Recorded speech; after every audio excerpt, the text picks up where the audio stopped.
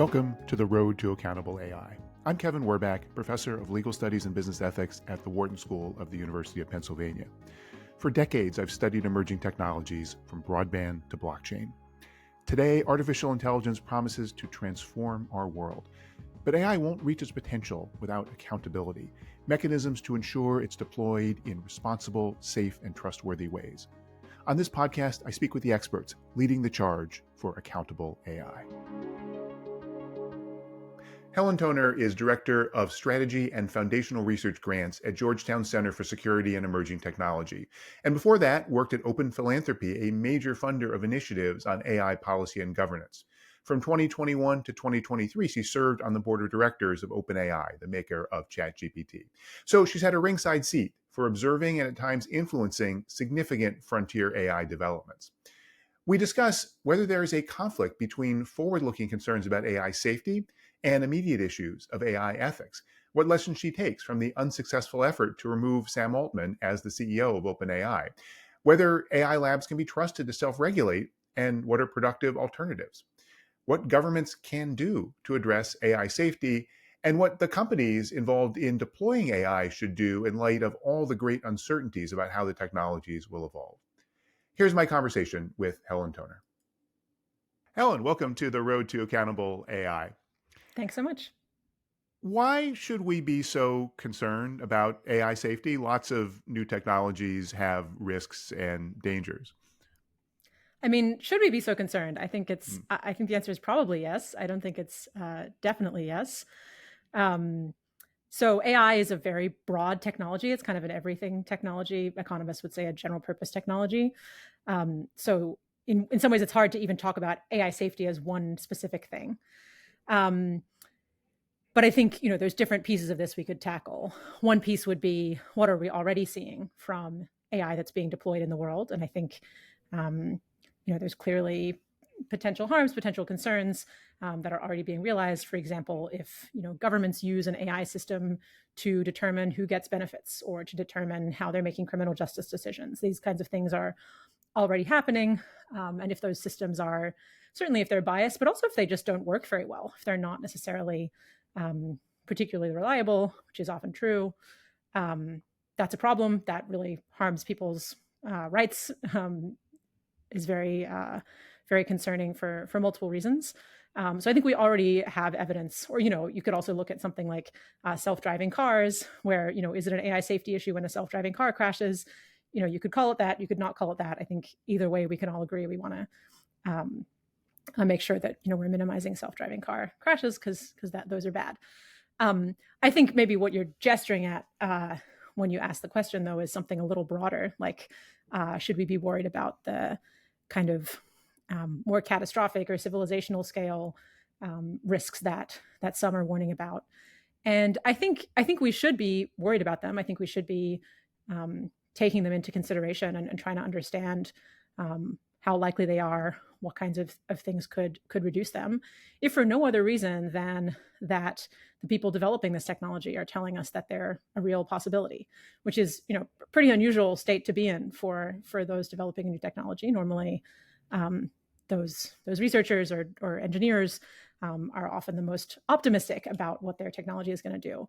So I think if nothing else, the fact that you have some of the kind of pioneers of AI, including of deep learning, that the paradigm we're currently in, suggesting that sort of this technology they've developed could really cause massive scale harms of different kinds. Different experts have different views on this, of course. I think that alone should make us sit up and pay attention. And so then, you have that combined with what are we already seeing in terms of harms from systems that are already deployed? What kind of pace of progress are we seeing in terms of the research, meaning that we might not necessarily have tons of time to kind of wait and see and figure this out as we go. To me, that all kind of combines together as an initial high-level case for this at least being worth thinking about, worth taking seriously, which is not to say worth totally freaking out about and panicking about and throwing everything else out the window, but I think certainly taking seriously. Isn't there potentially a tension between those two categories you described, that to the extent that we are spending time and energy addressing what are today hypothetical future harms that it takes away from the ability to address the issues that are happening right now? Yeah, I kind of have two answers to this. I think in principle, these things don't have to be in tension at all. I think, they have very much, this sort of uh, problems we're seeing from AI already, kind of existing harms. There's sort of a community of researchers focused on that, different community of researchers focused on more sort of anticipatory or speculative harms that we might see from much more advanced systems. And I think those two communities can make things seem like they have to be in tension much more than I think they need to be. I think there are actually plenty of priorities that different groups with different priorities, not just those two, but many others, should be able to agree on. So things, even things as basic as the importance of technical capacity in government, us needing to have more expertise, more folks working in federal, state, other governments who understand the technology, or the need for transparency from the companies developing these systems, whether that's a company selling a sentencing algorithm to a local government, or whether it's a company developing, trying to develop artificial general intelligence. I think there should be kind of transparency requirements around for both of those companies, and likewise, accountability requirements in terms of who's responsible, who's liable if things go wrong. So in principle, I think there really doesn't need to be nearly as much tension as there has been, and I think there's been a little bit of movement towards sort of more coalition building there, and I think that's positive. At the same time, I definitely have to acknowledge that in the sort of last, I guess, year and a half, the kind of post ChatGPT moment where there's been a bunch more interest, a lot of kind of policymaker concern and motivation, I have been dismayed at the extent to which it seems difficult to have conversations about both of these types of issues. It really seems like it's maybe easier than I would have expected to get policymakers or the public really freaked out about the more cataclysmic possibilities. And then that's the only thing they want to talk about, and that sort of can dominate. And then in response to that, you can have people who are concerned about, the issues we are already seeing here and now, pushing back and trying to, get that completely out of the discussion. Let's say have that, those existential or catastrophic issues totally off the table because they're worried about them potentially dominating if they're sort of let in the door even at all. So I think in principle, they really don't have to be in tension. In practice, I understand why people see them as sometimes being in tension. And personally, I would love to see more conversations, more white papers, more policies. And I think maybe Biden's executive order from last October is a good example of this, where kind of all of these issues are present. And the fact that you are considering these really potentially scary civilizational scale issues doesn't mean that everything else is crowded out. And likewise, the fact that you want to talk about present day issues that we're already seeing doesn't mean you feel the need to kind of banish that more speculative piece. Because I really do think that we need to both be observing what we're seeing now, thinking about trends, thinking about possible futures, and trying to do that kind of all as holistically as we can.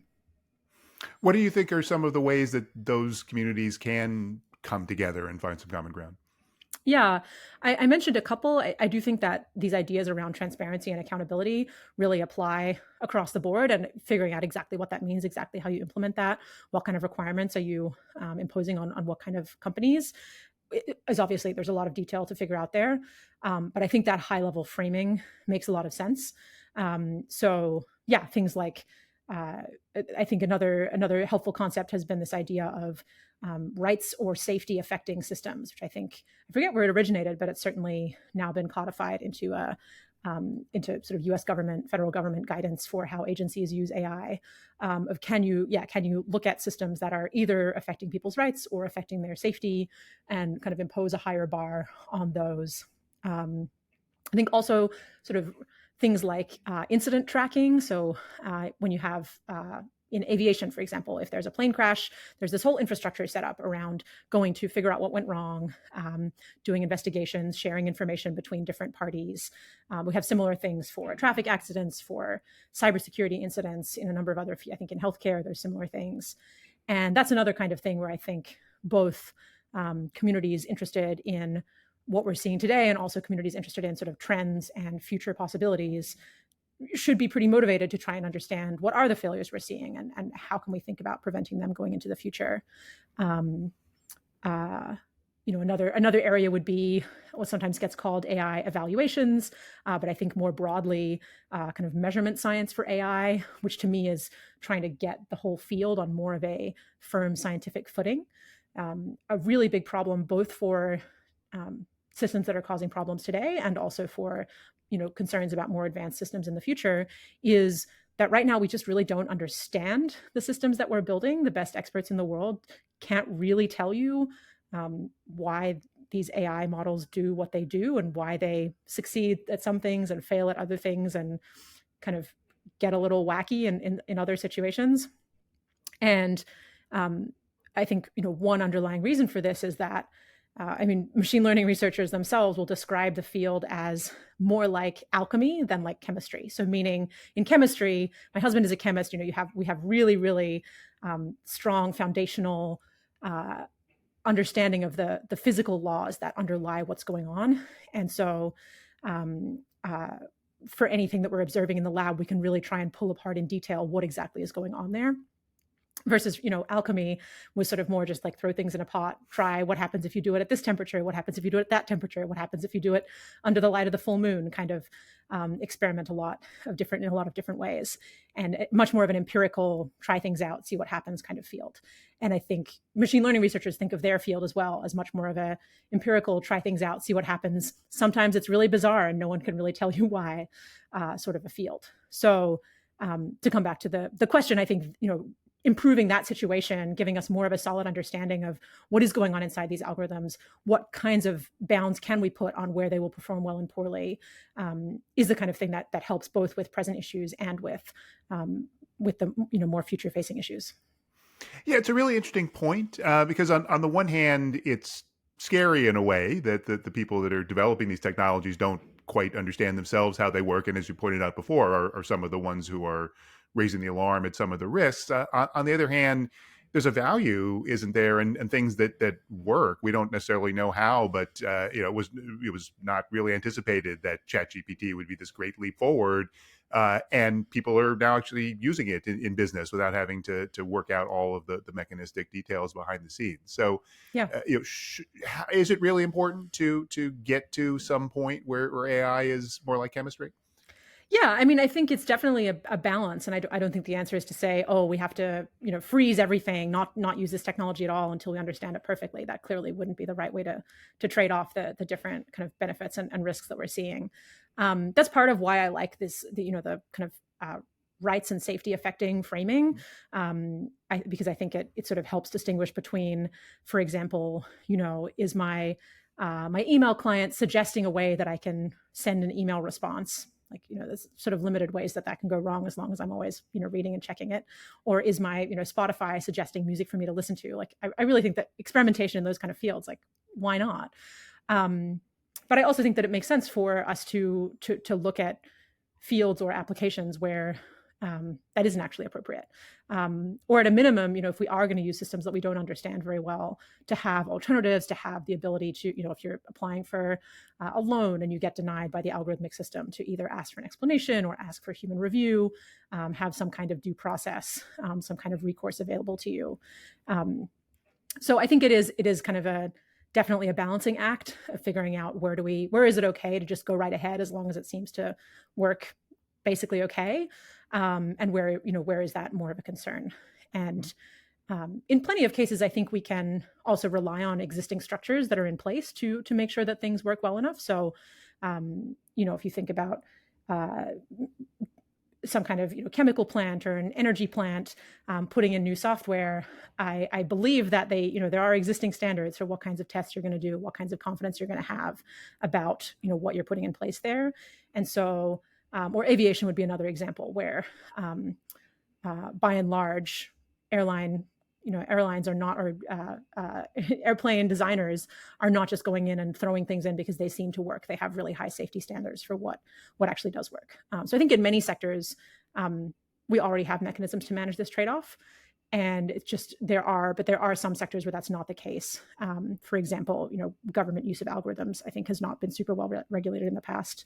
Or also some of these more general purpose systems we're seeing now, the chat GPTs of the world, where it's not really relegated to a particular sector or use case. I think we're also kind of lacking these existing institutional mechanisms to determine sort of how good, how reliable, what kind of guardrails do you need. So I think, yeah, in some cases, we're pretty well set up, and in other cases, we maybe need new mechanisms or new guardrails.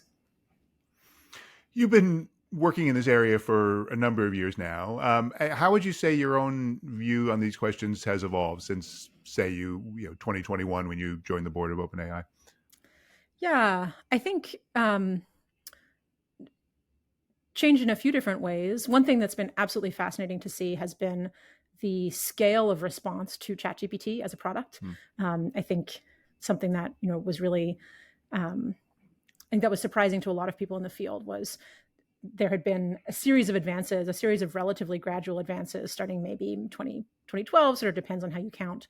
And ChatGPT was a moment where there wasn't some big technical breakthrough, but it turned out that having a system that worked well enough, that was not super straightforward to get it to be really toxic and racist and sexist the way that some other chatbots had been, and that was available for free in a very kind of user-friendly interface, that really obviously kicked off a huge, a wildfire of attention among the public, among policymakers. And I think in many ways that has been quite heartening to me and to others in the field to see that, because, I started getting interested in this field in 2013, 2014, started, being professionally focused on it around 2016.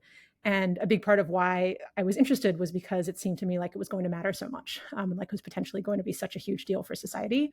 And so there was kind of a little bit of a feeling of being sort of lonelier in the wilderness for people in the space of like, we think this really matters. We think this is going to be a huge deal, but a lot of people aren't really paying attention to what's going on there.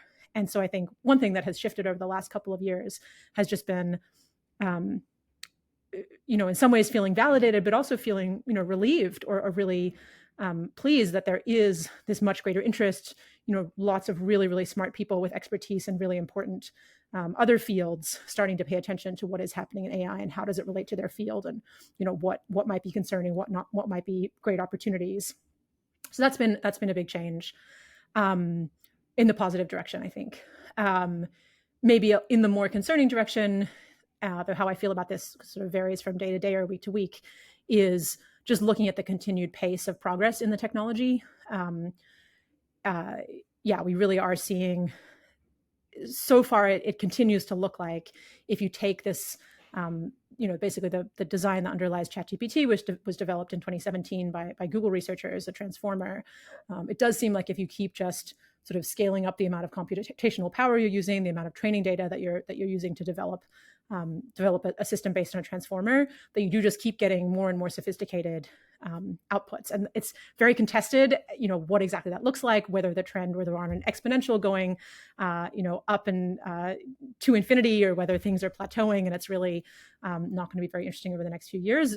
Experts really, really differ on that.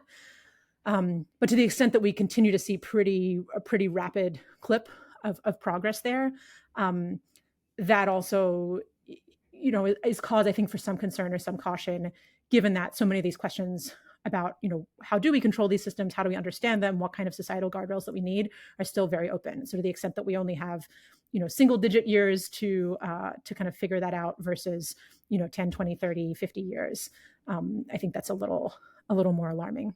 But yes, how I feel about kind of the balance of those different factors changes a lot depending on what side of the bed I got out of, what's been in the news, how things have been looking recently.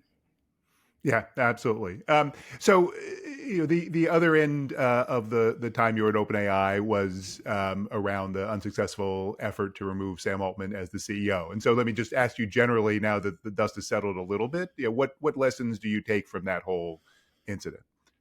I mean, many lessons, personal lessons, lessons about how different people operate under pressure, lessons about how the media works, how public narratives get built out of facts on the ground. Many, many lessons. I think maybe one big important one that's especially relevant for this conversation is just that I think it, almost regardless of what you think of the board's actions, whether, regardless of who you think was in the right, I think it's very hard to come away from that situation feeling great about these companies' ability to govern themselves, and especially to govern themselves in really high pressure moments when the rubber is hitting the road and big incentives are at play. And I think that's in part because of the sort of financial incentives in question, the potential profit incentives. I think also when you're talking about people at these companies, not just OpenAI, but also companies like Google, Anthropic, Meta, that are explicitly trying to build, what they would call artificial general intelligence. We could have a whole other conversation about that term, but they're trying to build very advanced, very sophisticated AI systems. People who are kind of involved in those efforts think of those systems as incredibly powerful, or will be incredibly powerful if they're built. So there's these sort of financial profit incentives, but there's also all these incentives around power dynamics and who is in control. That I think it's very difficult for sort of voluntary self-governance structures to handle. So I think a big lesson for me, sort of reflecting on that period, and also that I hope would be a lesson that others can draw as well, is that it really does look like we're going to need some kind of outside oversight over specifically that subsection of the industry that is working on building those incredibly capable, incredibly powerful AI systems. And I think there's been some good progress over the last year or two in trying to develop some of those outside oversight structures, but they're still pretty tentative. Many of them are still relatively voluntary. So I think we need more. Yeah, what do you think those oversight structures should look like? I mean, I think there's been a great start from, I think there's a lot of reason to praise the companies involved and some of the voluntary measures that they're starting to undertake. There's been a move towards putting in place structures sometimes get called responsible scaling policies. OpenAI's is called its preparedness framework. Google has a frontier safety framework, which are basically structured around basically trying to forecast or trying to describe what types of capabilities they might observe in the systems they're developing that they would not be ready for, or that they would need to have certain guardrails in place before they could keep developing beyond that point. And so different companies look at different criteria, but it includes things like cybersecurity capabilities. Do you have a really effective, an AI system that can really effectively hack different computer systems? Or autonomous behavior. Do you have a system that can really effectively go out and sort of pursue goals autonomously, maybe preserve itself, prevent itself from being shut down, commandeer, server space or whatever it might be? Bioweapons, chemical weapons, nuclear weapons, or other capabilities that are often brought up. And I think it's a really good step that companies are sort of setting this up in a voluntary way to say, here's the kinds of things that we're concerned we might observe. Here are the kinds of tests we're running to see if we observe them.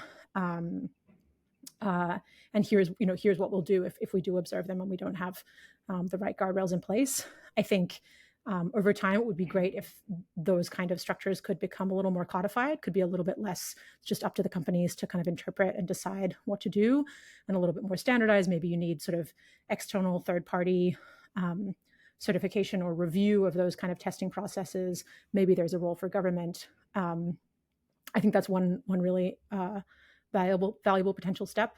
Another category, and I'm not a lawyer, so I never want to get claim to have too detailed a view on this, but I think the category of sort of liability or accountability, responsibility would be a really great area to have more clarity on.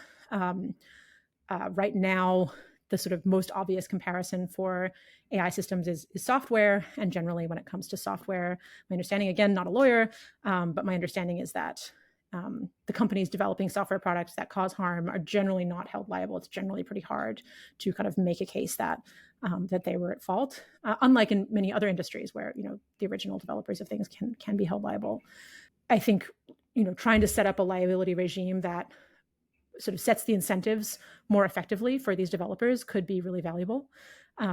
And just to make explicit, something I like a lot about both sort of that type of approach and also the sort of responsible scaling type of approach is that it is not about setting up a really heavy-handed government regime that comes in and has to approve a lot of things the companies are doing, and really is sort of assuming that something very dangerous is happening and that you need a really, really close government eye. Instead, I think things like responsible scaling policies or setting up good liability regimes leave a lot of room for judgment by the developers about what they're doing and what is appropriate, and a lot of room for flexibility depending on how the technology develops, which I think is really important given how much uncertainty and disagreement there is about what those developments will look like.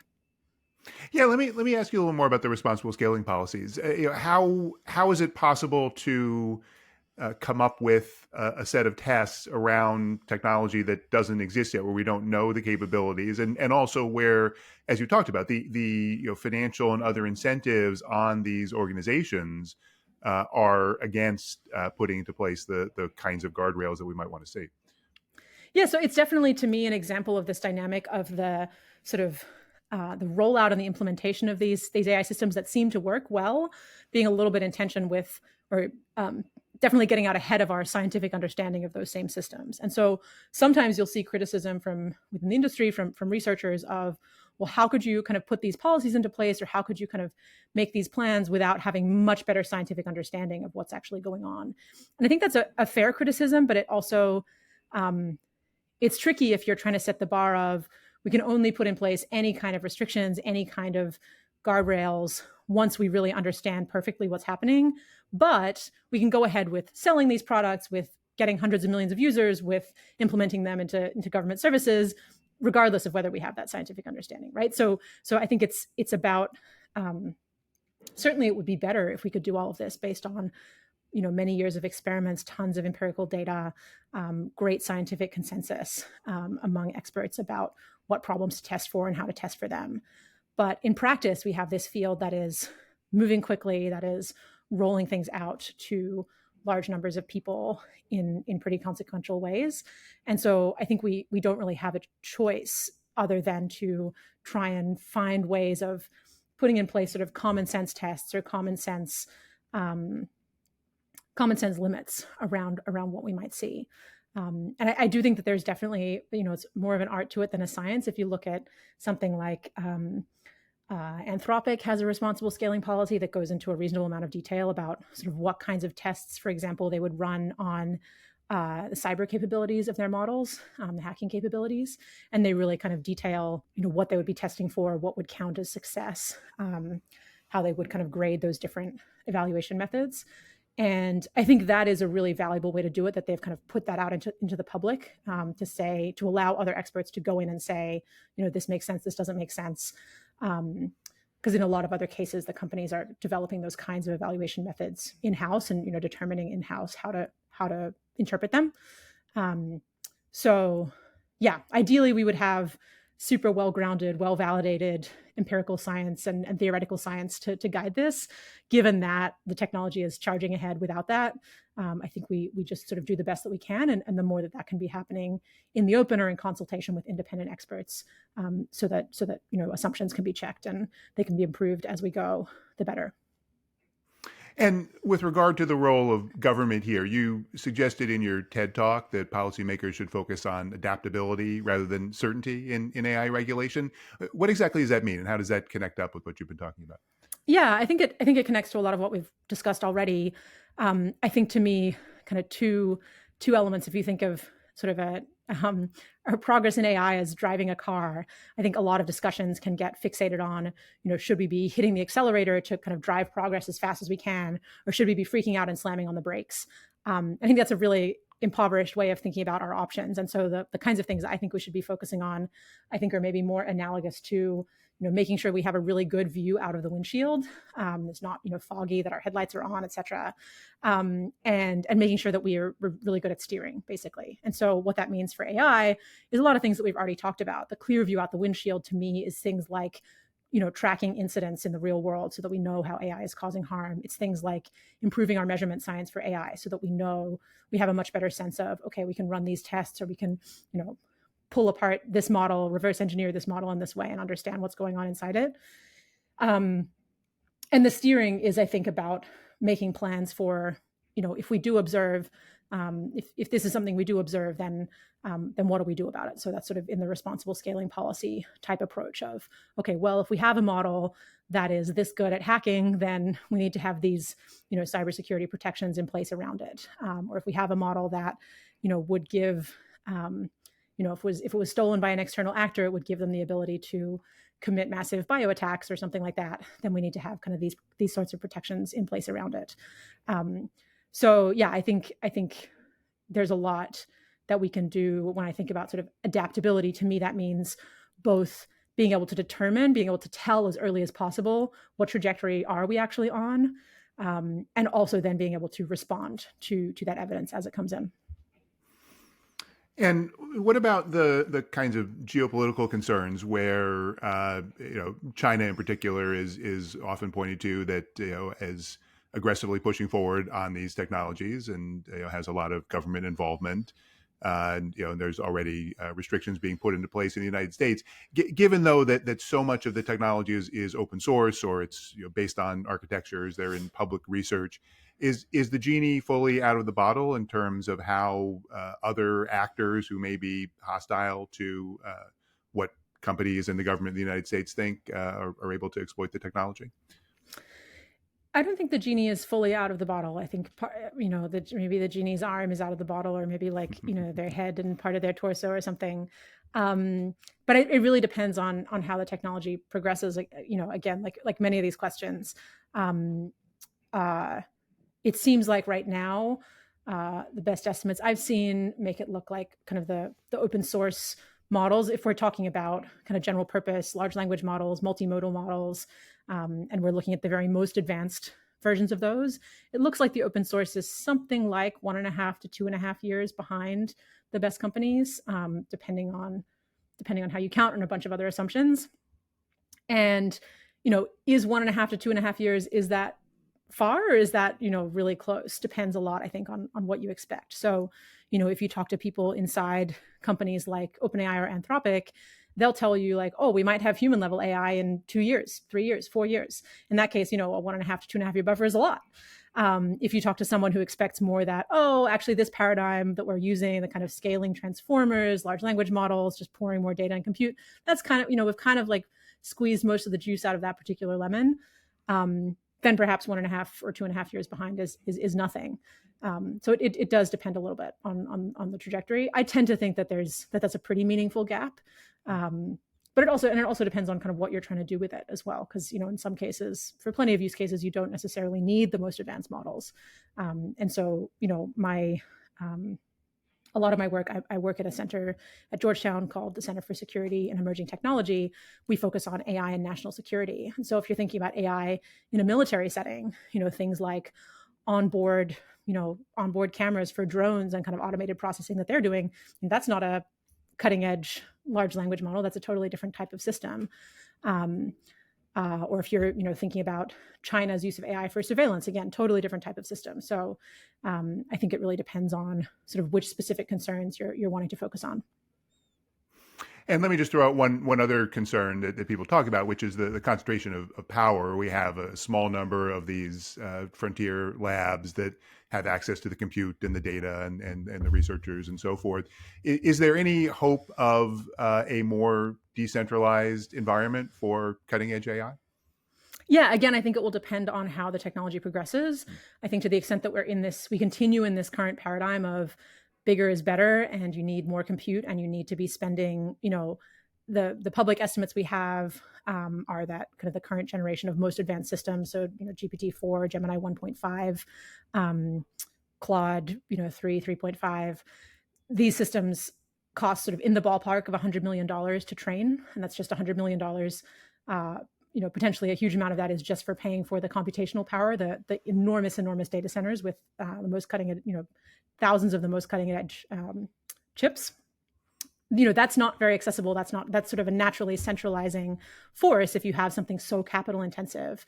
And so to the extent that, and those companies, it's as far as we can tell, in many cases are continuing to invest in scaling that up. So going from $100 million to train a single system to potentially $1 billion to those conversations about, 10 billion or more than that. So to the extent that trend continues, that is a very naturally centralizing force.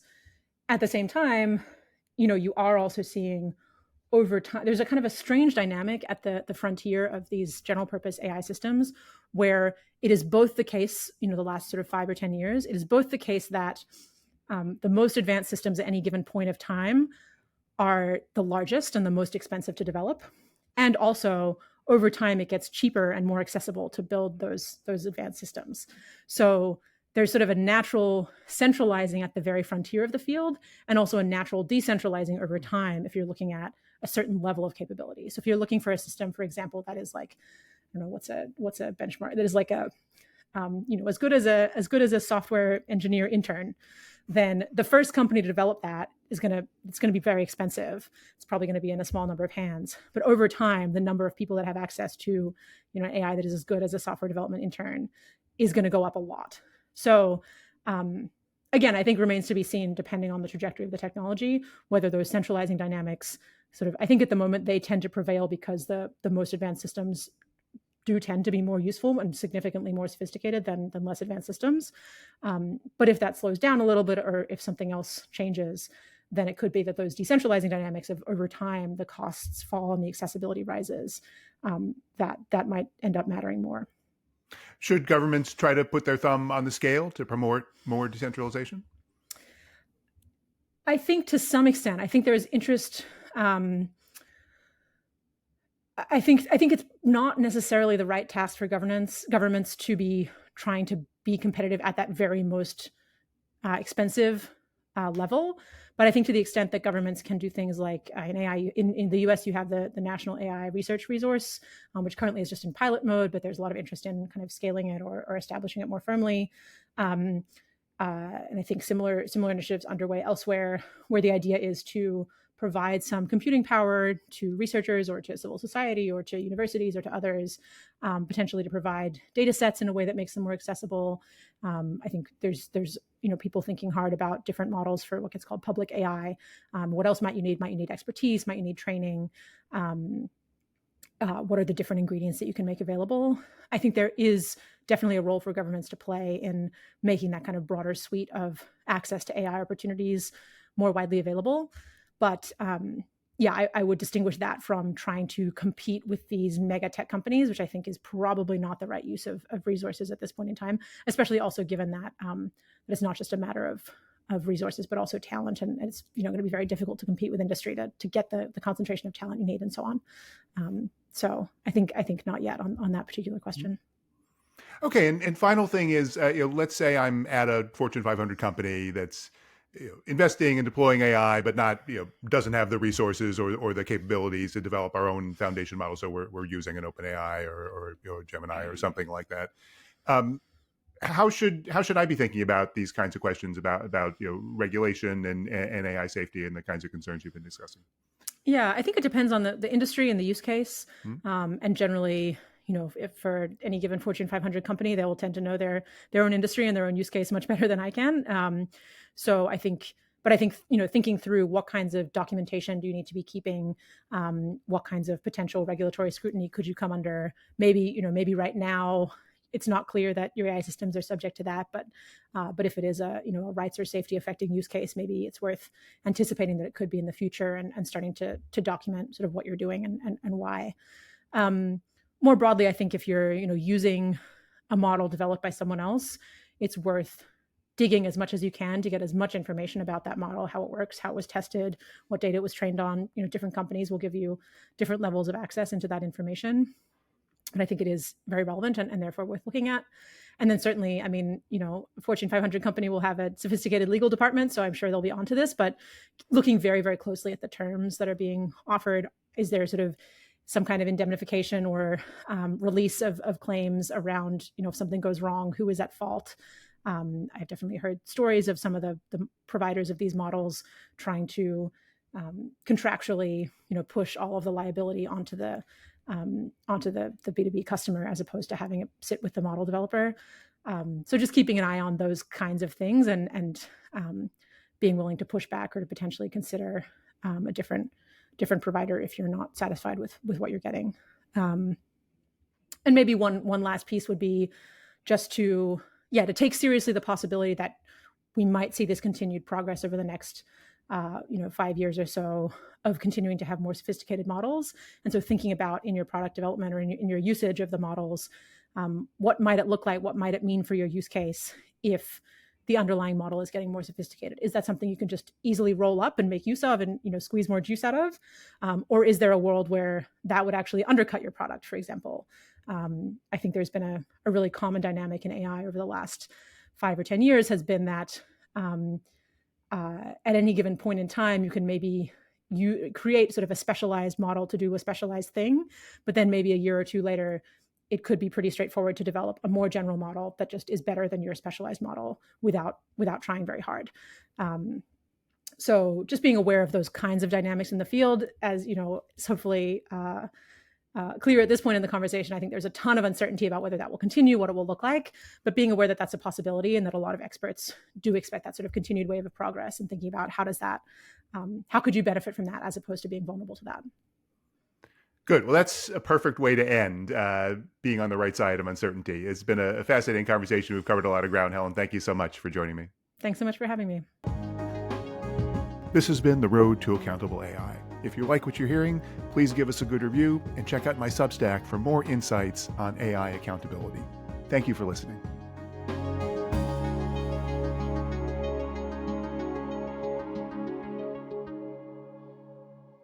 If you're listening to this podcast, you appreciate the value of AI governance. Wharton Executive Education is launching a new online program, Strategies for Accountable AI, featuring live interaction through our state-of-the-art virtual classroom with me and other distinguished Wharton faculty, as well as expert interviews and custom-designed asynchronous content. There are still seats to join the first cohort of business leaders in October or the second cohort in April. Visit execed.wharton.upenn.edu/ACAI for full details. I hope to see you there.